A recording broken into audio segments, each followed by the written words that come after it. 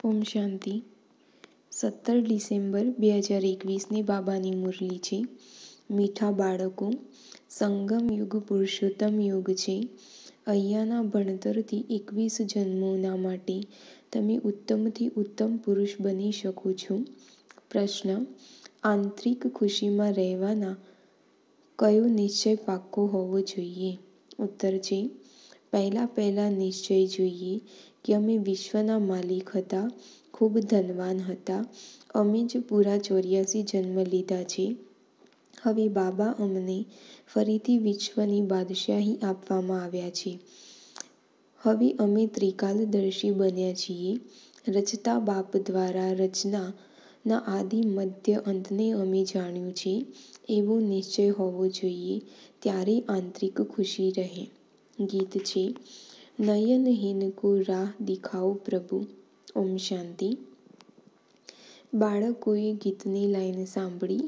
હવે બાબા આવીને કેટલી સારી રાહ બતાવે છે પુરુષોત્તમ બનવાની. દુનિયામાં પણ અનેક પ્રકારના કોલેજ, યુનિવર્સિટી છે. ત્યાં પણ પદના માટે ભણે છે. પછી કોઈ ક્લાર્ક, કોઈ મેજિસ્ટ્રેટ, કોઈ ચીફ જસ્ટિસ બને છે. પુરુષ ઉત્તમ પદ પામે છે, પરંતુ એ બધા છે કળિયુગના માટે ઉત્તમ પદ. બાપ આવીને સતયુગના માટે ઉત્તમ પદ પ્રાપ્ત કરાવે છે. આ છે સંગમ યુગ. આમાં ઉત્તમથી ઉત્તમ બનવાનું છે. મનુષ્ય જે પણ નોલેજ ભણે છે તે ઉત્તમ બનવા માટે. હવે આ છે રૂહાની નોલેજ, જે ભવિષ્યના માટે છે. આ સંગમ યુગ છે, પુરુષોત્તમ યુગ.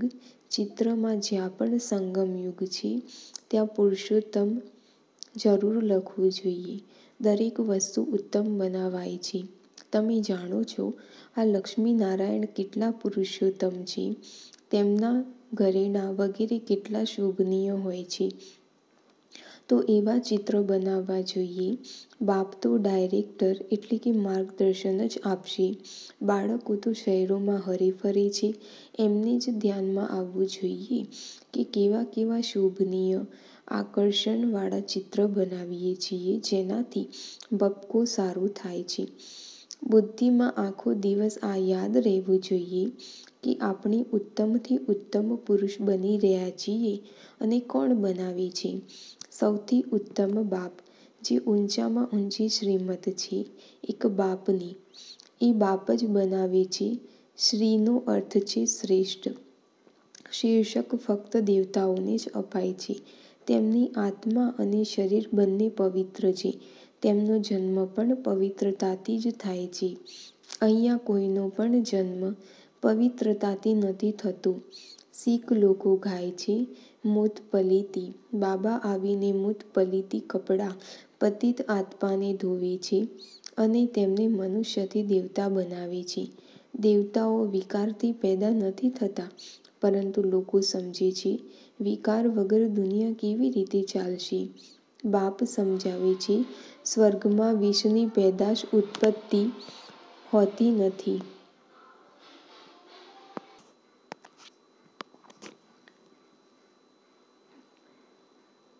વિકાર વગર દુનિયા કેવી રીતે ચાલશે.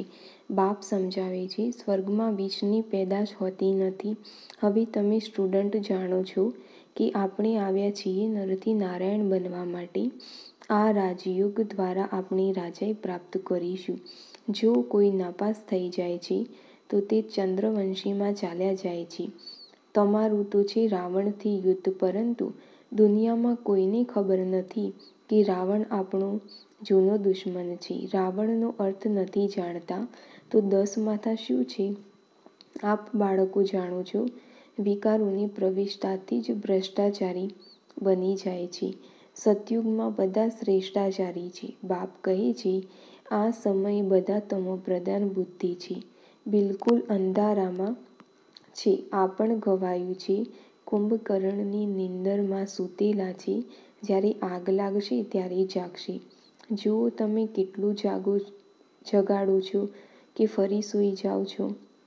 મેળામાં તમે એટલી મહેનત કરો છો, નીકળે છે કેટલા? કોટોમાં કોઈ. આગળ ચાલીને ખૂબ વૃદ્ધિ થશે. ત્યારે મનુષ્યોની બુદ્ધિ ખુલશે. બીજાના ધર્મ તો બહુ સમયથી જૂના થઈ ગયા છે, તો આપણે તેમની વૃદ્ધિ થાય છે. તમારું આ નાનું એવું જૂનું ઝાડ છે.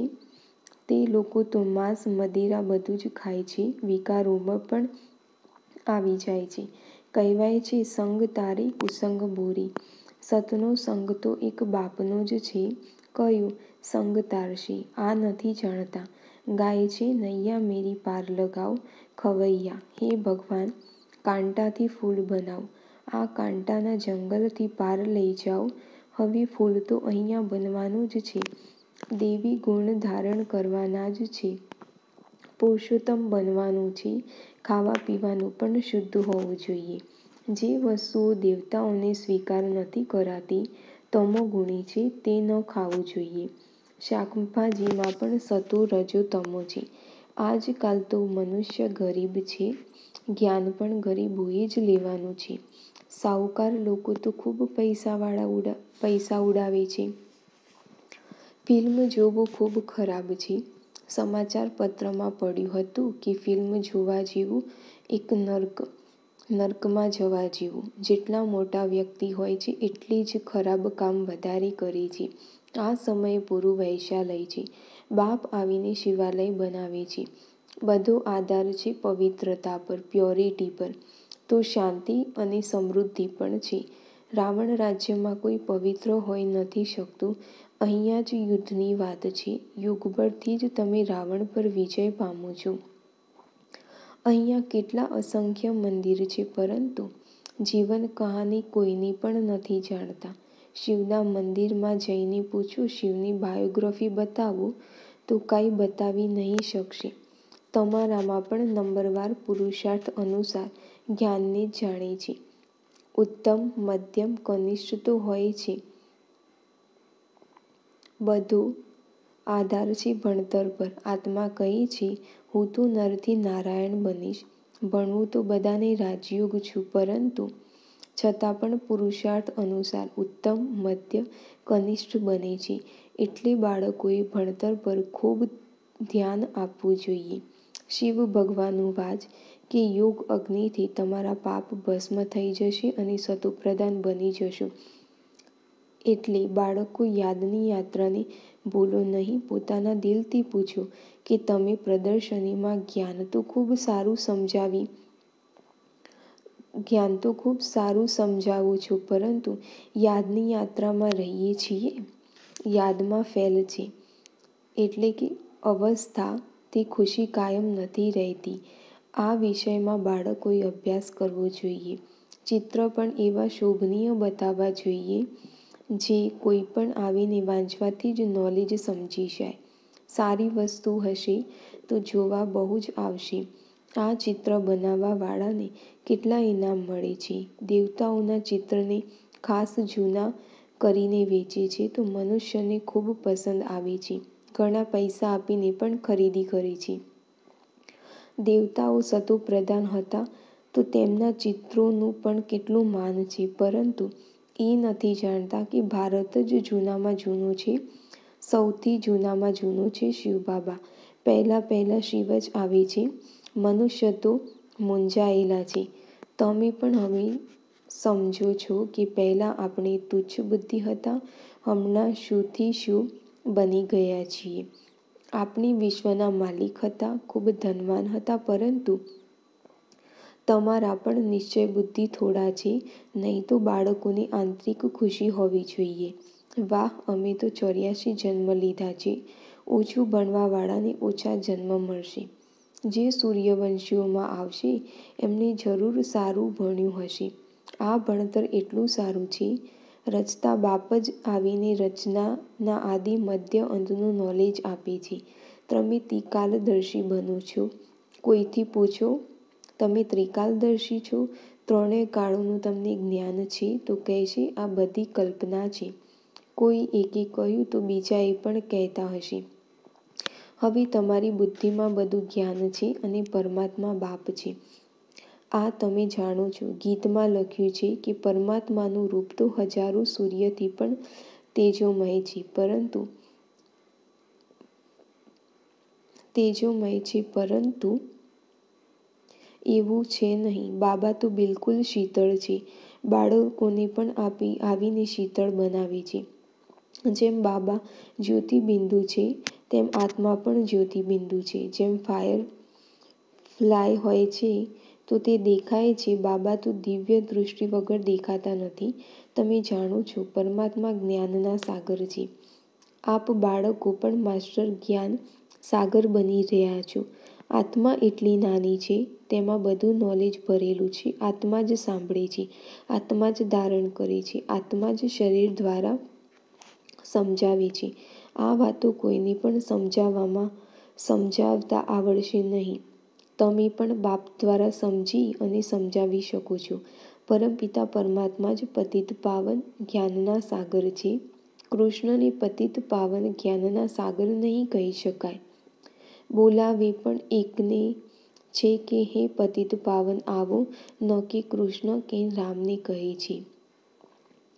સીતાના રામ કોઈ પતિત પાવન હતા શું?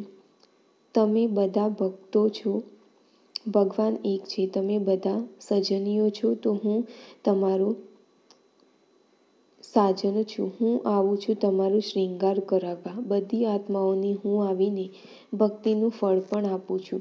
આ ભણતર એટલું ઊંચું છે, નરથી નારાયણ બનાવે છે, એટલો નશો હોવો જોઈએ. આપણા બાપ આવ્યા જ છે અવિનાશી જ્ઞાન રત્નનું દાન આપવા. આ છે સારામાં સારું જ્ઞાન. શિવની આગળ જઈને કહે છે, ઝોલી ભર દો. તમારા બુદ્ધિમાં હમણાં બધું જ્ઞાન છે કે આપણે જ હવે સંગમ પર છીએ. આપણે જ શિવ બાબા વિષ્ણુપુરીના માલિક બનીએ છીએ.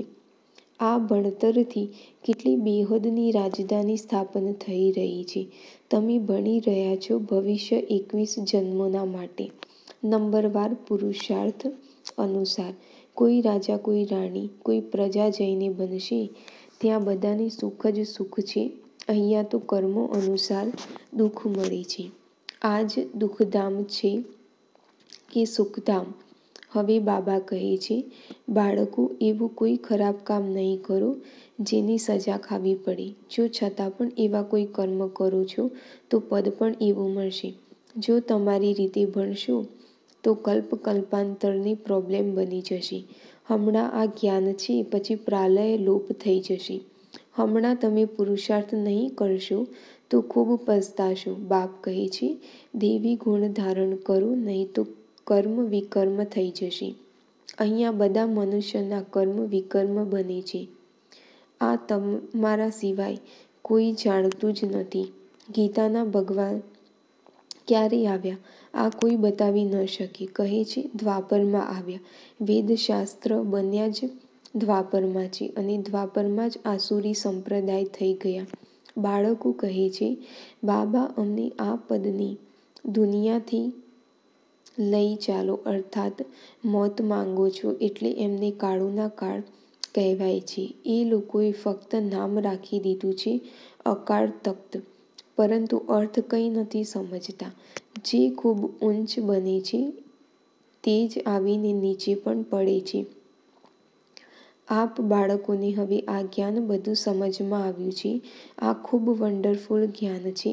રચનાના આદિ, મધ્ય અને અંતનું જ્ઞાન કોઈ પણ આપી ન શકે. નહીં તો નિરાકારને નોલેજફુલ કહેવાથી ફાયદો જ શું? જ્યાં સુધી એ આવીને જ્ઞાન ન આપે, બધી આત્માઓ નિરાકારી દુનિયાથી અહીંયા આવીને પાર્ટ ભજવે છે. હવે ભગવાનને બોલાવે છે. અમને પોતાનું શરીર છે તો નહીં, બાકી બધી આત્માઓને પોતપોતાનું શરીર છે. તો ભગવાન એક જ નિરાકાર થયા ને? બાપ કહે છે, મારું નામ છે શિવ. હું આમના શરીરમાં ભ્રુકુટીમાં આવીને બેસું છું. જેમ આત્મા ઓર્ગન્સ કર્મેન્દ્રિયો દ્વારા વાત કરે છે, તેમ બાબા પણ આત્માના ઓર્ગન્સ દ્વારા સમજાવે છે. ઘવાયેલું પણ છે. ભ્રુકુટીની વચમાં ચમકે છે અજબ તારો. હમણાં આ ગૃહ્ય રહસ્યને તમે જાણો છો. અચ્છા, મીઠે મીઠે સિકિલતી બચ્ચો પ્રતિ મીઠે મીઠે શીખી લીધી બાળકો પ્રતિ માત પિતા બાપ દાદાના યાદ પ્યાર અને ગુડ મોર્નિંગ. રૂહાની બાપની રૂહાની બાળકોનું નમસ્તે. રૂહાની બાળકોની રૂહાની બાપ દાદાને નમસ્તે. ધારણા માટે મુખ્ય સાર. પોતાની ઊંચી પ્રોબ્લેમ બનાવવા માટે ભણતર સારી રીતે ભણવું જોઈએ. કોઈ પણ ખરાબ કામ નહીં કરવાનું. બીજો પોઈન્ટ છે, પોતાનું ખાવા પીવાનું ખૂબ શુદ્ધ રાખવાનું છે. દેવતાઓને જે વસ્તુ સ્વીકાર કરાવે છે તે જ ખાવાની છે. પુરુષોત્તમ બનવાનો પુરુષાર્થ કરવાનો છે.